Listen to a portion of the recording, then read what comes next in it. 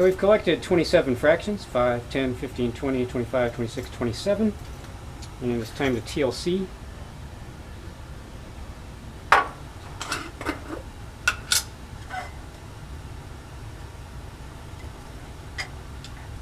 I need more plates than I got here.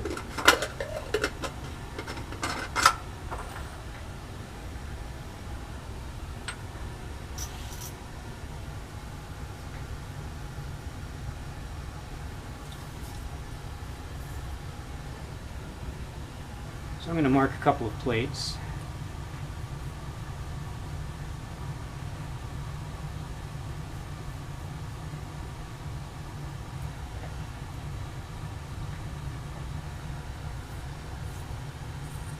And I think I can probably get 5 spots across.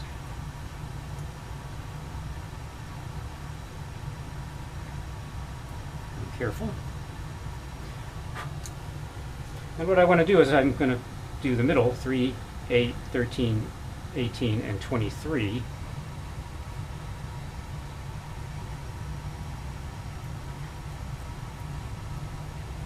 To roughly locate it.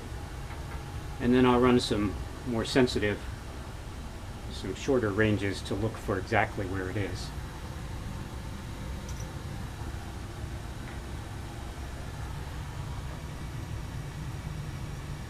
It's always better to spot and let it evaporate, and then spot on top and let it evaporate. So you get a minimum width or diameter of spot. And what I do is after I've dipped it, I put my fingers at the level where the solvent went to, so I'll know where to break it off before I dip it into the next one.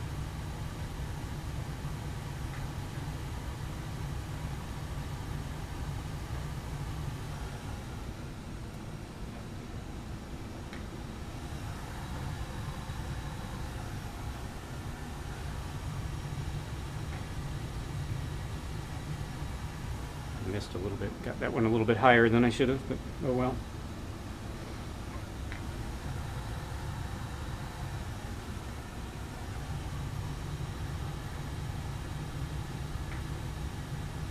And you'll notice that if it's not flat, when you sit that down on there, it doesn't really want to come out. So there's a little bit of a piece of glass there. It's interfering with the material coming out. So sometimes it takes a couple of flicks.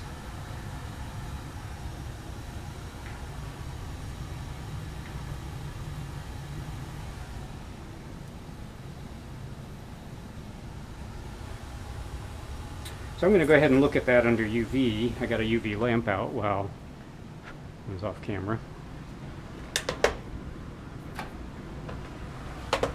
And you can see that there's something UV active in spots 8 and 13, maybe 18. So that's probably an impurity, probably not our compound. We'll find out soon. But that doesn't look like there's anything in 3. And those spots are pretty good size. So I'm satisfied with that. This time I'll be really careful to make sure that the plate goes in such that the edges are nowhere near the walls of the chamber, so we don't get any of that crooked development that we had before.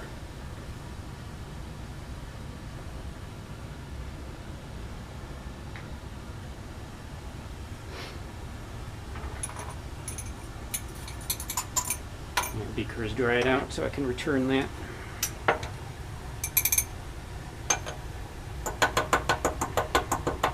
This silica is remarkably expensive, so we don't want to waste any. The beaker's actually clean. Need to clean that. Just put it away. And I'm going to return these while we're waiting for that to develop. Put these back in the cabinet.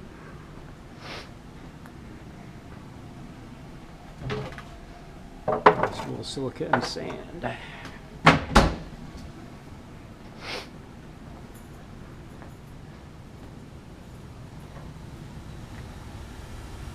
This time I'm going to be careful not to let it go off the edge.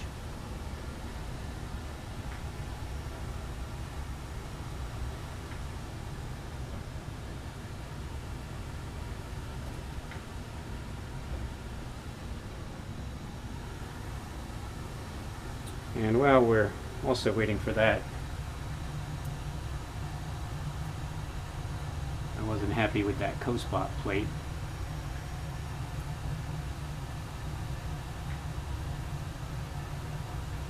So I'm going to label another one with SM for starting material, Co for co-spot, and 52A.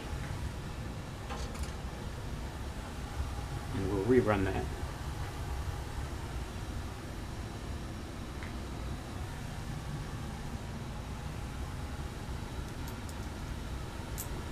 Maybe spot a little bit more heavily from the starting ketone, since I didn't really see it at all.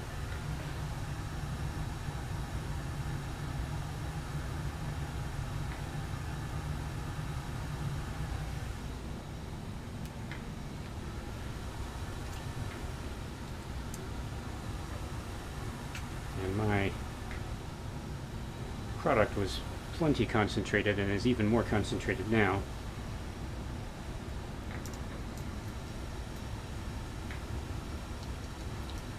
I'm going to be really sparing on the application of that.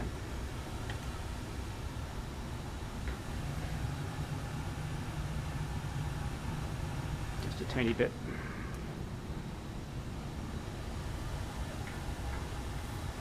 Set that one up in a separate chamber.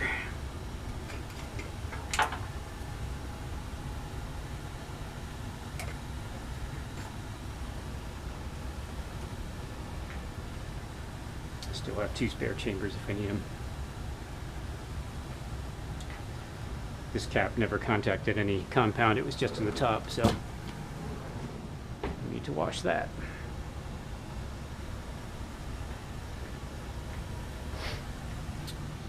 Watching that plate. These guys will be dry by now. Well, not quite. There's a little solvent left.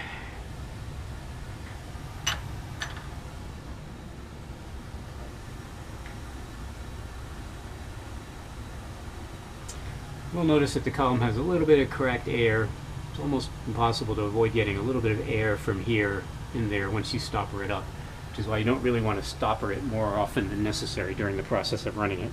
Once you start it, you're kind of committed.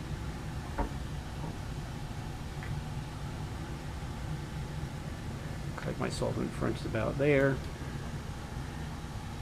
Let it go just a tiny bit longer.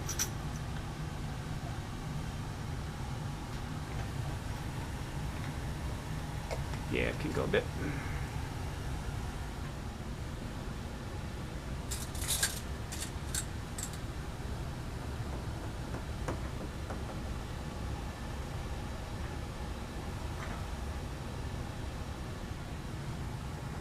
Doesn't smell like solvent anymore. That one's good.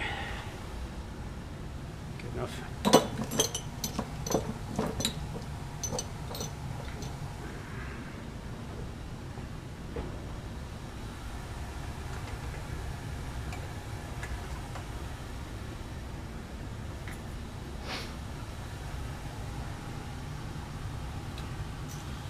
You can see in the tubes a little bit of condensate on the walls.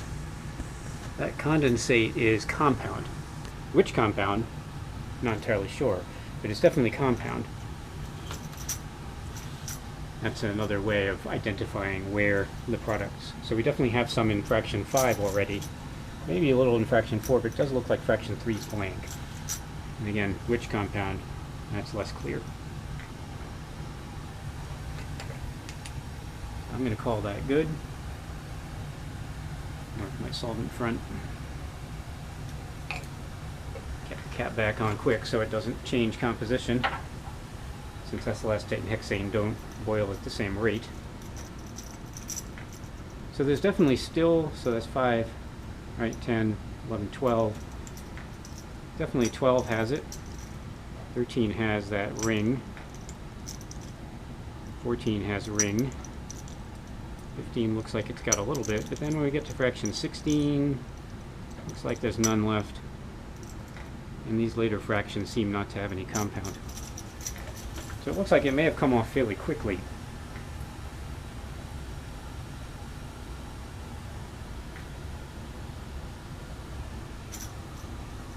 And if it came off too quickly, we may not have really pure product.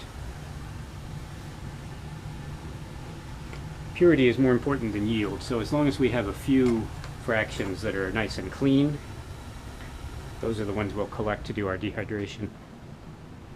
So let's take a look under UV light. So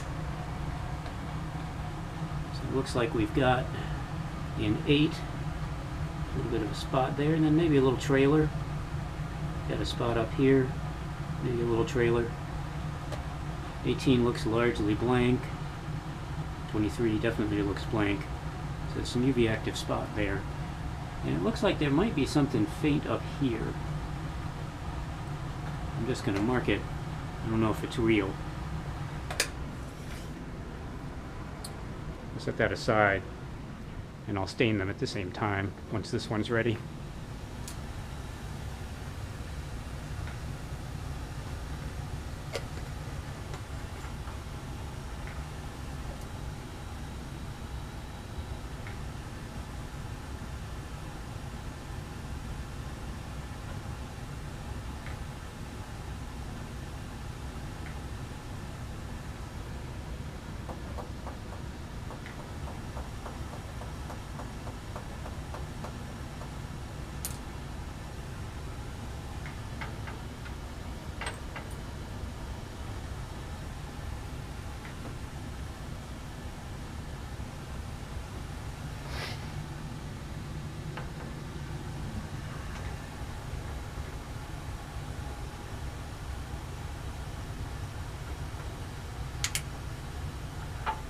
This time it didn't go off the edge.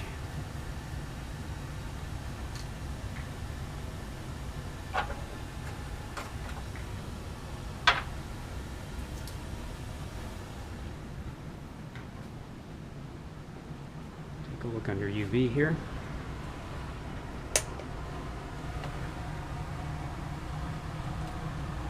So we've got a spot up here that's UV active. That is the biphenyl. That won't stain. And we've got a spot down here, still fairly broad. That's probably our product. And the ketone shows nothing under UV, which we wouldn't expect it to because it doesn't have a extended conjugated system. There's a little bit of a trailer, and that's probably that other isomer of the alcohol. So this is our alcohol. It's got the benzene ring in it, and that's our biphenyl. That's the major impurity we're trying to get rid of. Along with any aldol condensation product. Some of those will be down here.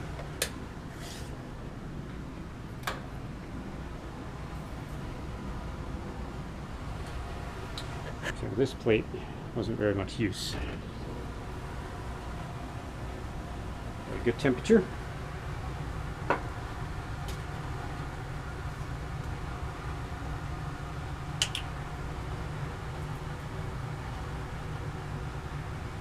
Now I'm going to dip it in from the top.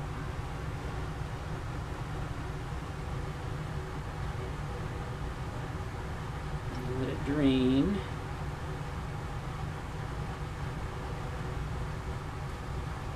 So that spot up there that's in 3 and then still to some extent in 8 is almost certainly the biphenyl. We're not going to want those fractions.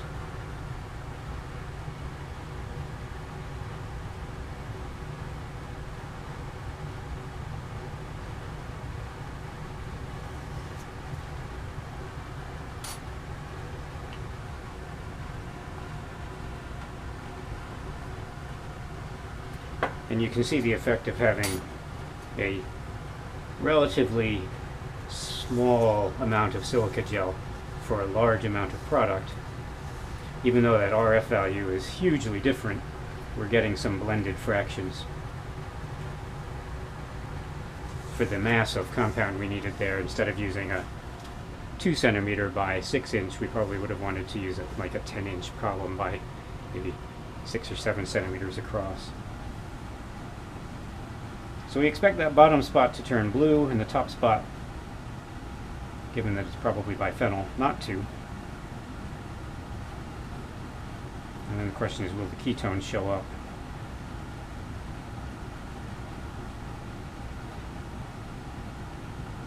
Or is the ketone invisible to phosphomylic acid stain just as it is to...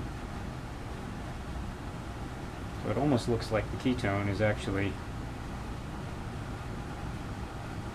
coming off below the lower RF than the product alcohol, which would be interesting if it's true, since it doesn't have the alcohol. But then this is a tertiary alcohol, so there's a lot of nonpolar material.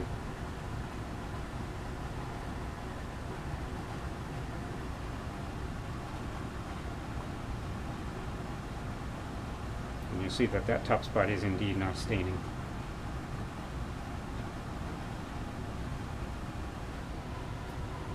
So this isn't a great solvent system for detecting the difference between the ketone and the alcohol from the looks of it.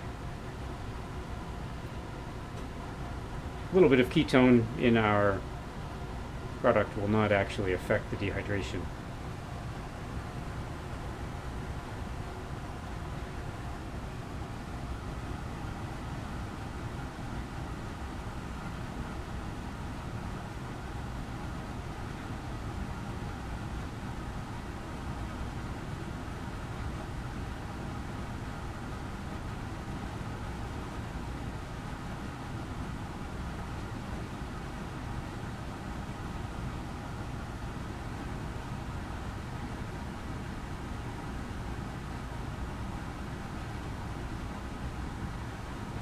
So you see fraction 8 definitely has our alcohol that we're after, as does 13. By the time we get to 18, the alcohol is largely gone. We got a little bit of that bottom spot. That may be one of the aldol condensation products. And then in fraction 23, we've got nothing that we're interested in.